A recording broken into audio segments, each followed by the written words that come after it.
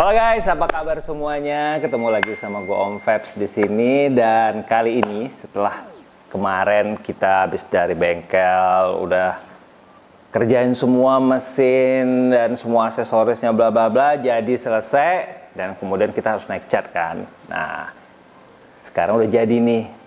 Begini, kenapa begini? Nah, jadi ceritanya sedikit begini. Kenapa liverynya ini? Karena ini sebenarnya motornya kan yang dipakai sama Takuma Oki tahun 96 dan 95 itu juga dipakai sama Takuma Oki sama Okada. Jadi ini basicnya sebenarnya sama liverynya tim Repsol pada waktu itu yang dipakai Mick Doohan juga.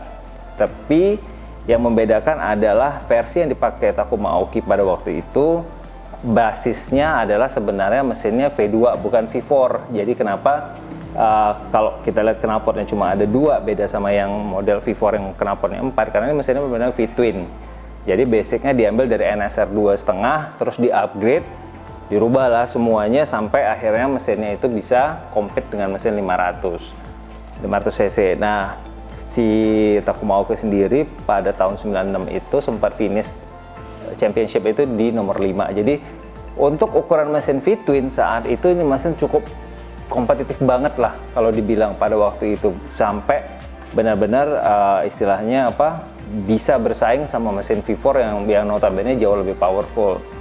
Nah, jadi dari situlah idenya kenapa dibuat seperti ini dan kenapa pakai livery yang sama dengan yang dipakai Takuma Oki. Nah, bedanya adalah gue belum pasang nomornya si Takuma Oki yang nomor 24 itu karena gue belum tahu mau pasang nomor gue apa nomor dia, tapi makanya itu dibiarin blank aja, nanti baru ditambahin nomor. Nah, siapa yang ngerjain cat semua ini?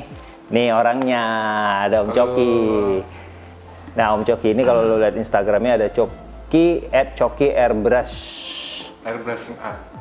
Coki airbrush art ya, airbrushing art, yeah. Coki airbrushing art. Nah, si Om Coki ini termasuk salah satu yang kalau lo kemarin sempat lihat di video gue sebelumnya yang ngecat helm gua yang liverynya, yang livery khusus gua. Dan itu ada 2 di helm yang gua dan helm touring, helm RX-7X dan helm Arai Tour Cross 3 gua itu dicat sama Om Coki. Nah, banyak mungkin teman-teman yang juga tahu siapa Om Coki, di mana kiprahnya dia selama ini di dunia airbrushing, sampai akhirnya gue dapat rekomend Om Coki. Nah, semenjak itu kita mulai kerja sama untuk pengecatan. Nah, kenapa Om Coki juga? Karena gue udah ngeliat hasil dari repaint helm gue, sehingga berani akhirnya gue putusin untuk ini, yuk Om Coki kita kerjain bareng ini si motor ini gitu. Nah, Om Coki, yeah. Gue mau nanya dulu nih Om Coki. Gimana? Udah berapa lama sih sebenarnya Om Coki ngerjain bisnis ngecat lah? Apa alirannya Om Coki juga, kalau boleh tahu ceritain sedikit Om Coki?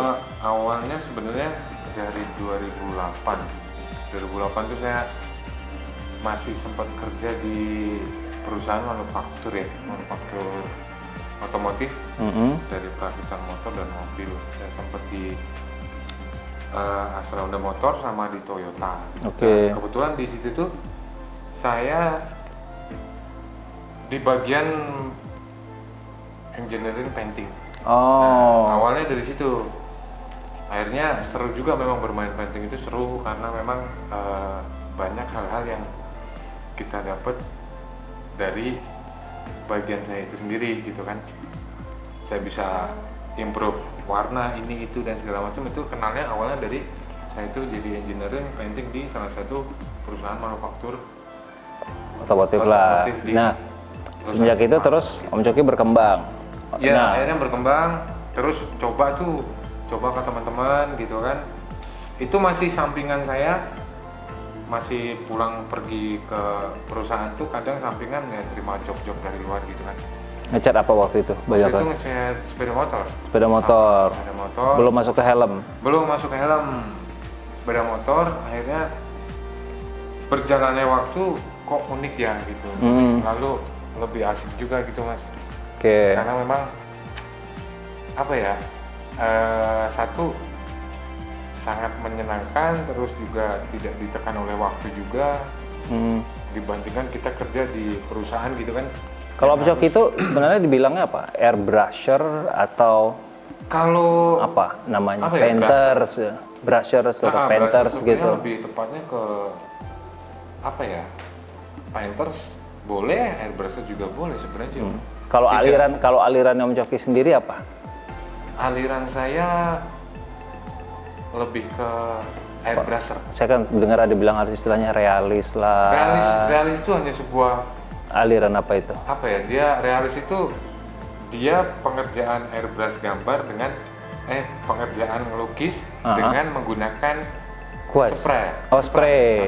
Oke. Menggunakan spray dengan paintbrush. Nah itu namanya Realis. realis gitu kan. Kalau Om Coki main kuas juga? Saya main gua sebenarnya sih untuk realis dan grafis itu lebih ke bentuk jadinya aja Mas. Oke. Ini dunia yang gua sebenarnya nggak begitu menguasai ya, karena ini kan memang dunia painting sih ya. Jadi ini ahlinya mereka inilah orang. ataupun grafis itu sebenarnya lebih ke hasil akhir jadi gitu. Kalau realis itu memang lebih ke kita membentuk gambar-gambar bentuk itu namanya sudah dikategorikan realis gitu. Asik. Pelukis pun kalau dia menggambar sebuah bentuk gitu kan dengan dia seril-real mungkin ya itu adalah realis. Asik. Nah, jadi kita bisa ngeliat lah backgroundnya Om Coki yang dari engineering untuk cat ya kan, kerja untuk perusahaan yang udah punya banyak pengalaman dan yang mulai berkembang, evolving mengerjakan motor dan kemudian helm. Itu dari 2008 Om Coki ya? Iya, saya dari 2008. Jadi cukup lama, udah 12 tahun gitu. Nah, makanya kemarin setelah ngeliat hasil dan segala macam, gue berani untuk memulai project ini sama Om Coki. Nah, waktu gue memulai project ini, gue cuma bilang Om Coki ini desain gambarnya akan seperti ini, desain fairingnya akan seperti ini. Jadi waktu di cat itu pun, gue hanya ngasihin fairingnya ke Om Coki, belum ngasih motornya juga. Nah, Om Coki, kita ngomongin hasil pengerjaan Om Coki ya, boleh. gitu. Nah, kalau Om Coki lihat kira-kira dari si motor ini, apa sih waktu itu pada waktu pengerjaan itu kesulitannya itu apa? Apa mixing warna, ya misalkan, ini kan warna-warna yang nggak umum gitu kan, mungkin kalau orange masih umum, tapi kayak birunya tuh nggak umum, terus kemudian banyak apa istilahnya livery di bawah, banyak brand-brand ini Om Coki bagian mana yang dikerjain dengan cutting atau bikin pola, boleh nggak diceritain dikit Om Coki waktu pengerjaan ini? Jadi pada saat itu saya cuma dikasih contoh sampel sama Mas Feb nih dari livery Akmaoki. Kesulitannya itu hanya satu, bikin sasis dalam arti untuk menyatukan body karena saya tidak ada motor, tidak ada kerangka motor yang nempel. Pertama itu, lalu kedua adalah mencari warna hijau.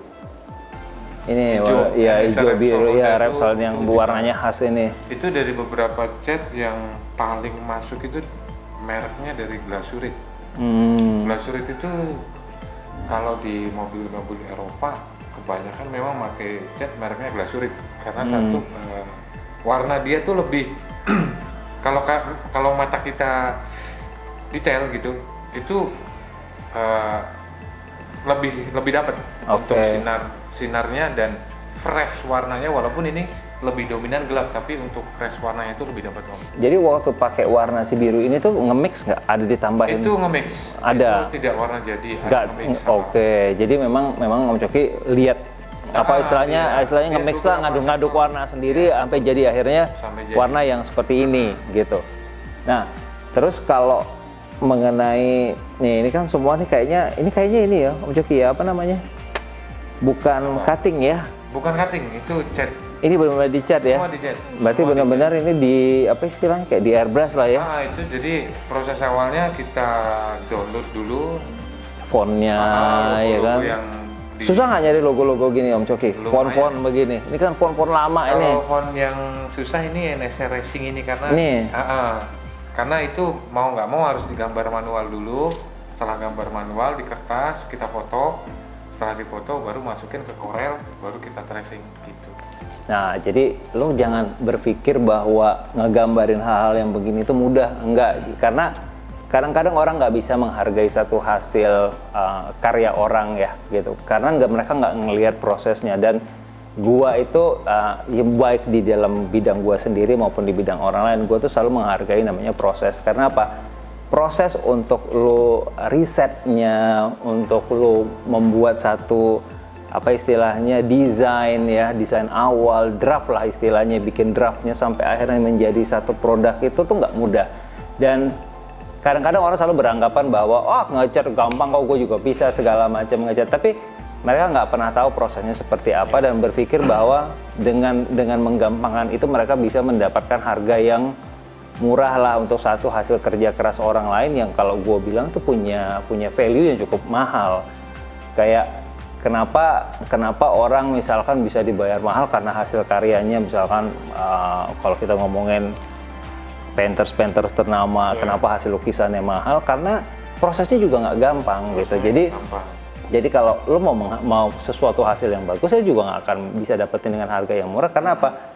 Proses yang dilakukan Om Coki di sini itu juga complicated gitu nya. Terbukti tadi ketika kita ngomongin cuma satu font ini aja, dia harus nyari dulu, bikin malnya apa istilahnya secara manual, di foto, kemudian baru di di brush gitu, di spray. Iya. Nah itu nggak mudah gitu. Jadi jangan pernah berpikir bahwa kayak lu juga menghargai orang ketika lu misalkan repaint helm gitu ya Om Coki ya. Betul. Kesannya tuh boleh lah bayarnya cuma 500.000 gitu, apa 700.000, agak semudah itu gitu. Nah, kalian harus tahu berapa lama prosesnya, waktu pengerjaannya, text time-nya untuk menyelesaikan satu karya itu yang harus kalian hargai dari si painters-nya itu, gitu. Terus kalau yang lain-lain Om Coki kayak misalkan di bawah nih logo-logo ini kan kayaknya semua nggak ada yang pakai stiker ya? Nggak ada pakai stiker. Ini semua cat ya? Kadang jadi kita itu semua jadi balik sama nih, dicari fontnya satu-satu sampai benar-benar sama dengan contoh yang dipengen gitu. Jadi kadang kita ada beberapa kita searching di Google logo Eneser tuh banyak, tapi kok nggak sama apa yang kita pengen gitu kan dengan contoh aslinya. Yang mau nggak mau harus di manual dulu pakai pensil, digambar dulu sampai benar-benar fontnya sama, apanya sama, baru prosesnya sama kayak tadi di kalau untuk masuk Corel. Pengamplasan segala macam gitu susah, nggak terlalu. Kalau pengamplasan nggak sih, kuncinya itu sebenarnya kalau untuk ngecat itu satu harus medan kita tuh harus bersih. Itu aja. Oke. Bersih, rapi. Walaupun kita tuh kotor tapi tangan kita tuh bersih gitu. Area pekerjaannya bersih. Karena itu sangat. Nah itu mungkin ada lah nanti di insert di dalam video kita ini, nanti kan kita ada foto-foto di mana pada waktu itu video-video lagi di proses pengecatan gitu ya yang dikerjain Om Coki. Nah, gue cuma mau bilang thank you banget Om Coki, hasilnya perfect banget gitu. Terima kasih. Kalaupun misalkan ada hal-hal kecil kayak den kecil itu sebenarnya bisa dikerjain belakangan lah, itu bukan hal yang sulit karena mengerjakan satu full body itu nggak bisa sekali langsung jadi itu perfect banget hasilnya, nggak, pasti nanti akan ada ketemu pelan-pelan, oh ini kurang nih, masih bisa diperbaiki sedikit-sedikit, tapi itu nggak major, tapi itu bukan sesuatu hal yang besar. Nah karena gue juga beberapa kali ngecat sama helm Om Coki, kemarin ada helm gue yang sempat jatuh, retak gitu, gue juga minta bener. Nah kalau lu semua nanti mau minta tolong cat sama Om Coki untuk helm lo, cari desain lo sendiri, atau Om Coki minta bantuin desainnya, bisa juga langsung aja kontak ke Om Coki. Ada di dalam IG ada kontak Om Coki ya? Ada, bisa DM Om Coki langsung di @coki_airbrushing_art di Instagram. Nah Om Coki thank you banget. Iya, sama-sama. Udah ngerjain ini udah maksimal banget. Next, abis dari sini kita udah selesai semua. Saatnya kita akan coba untuk bawa jalan dan kita lihat hasilnya baik dari mesin dan segala macam, plus kita lihat motor ini ketika keluar di jalan seganteng apa. Oke guys, itu aja dari gua. Thank you banget Om Coki udah datang. Sama-sama. Sampai ketemu next video. Jangan lupa subscribe dan komen kalau ada pertanyaan-pertanyaan mengenai apa yang detail apa yang kalian perlu tahu dari selama gue ngerjain project ini, monggo silakan di comments kita di channel ini, dan sampai ketemu di next video ya. Ciao ciao guys. Nah.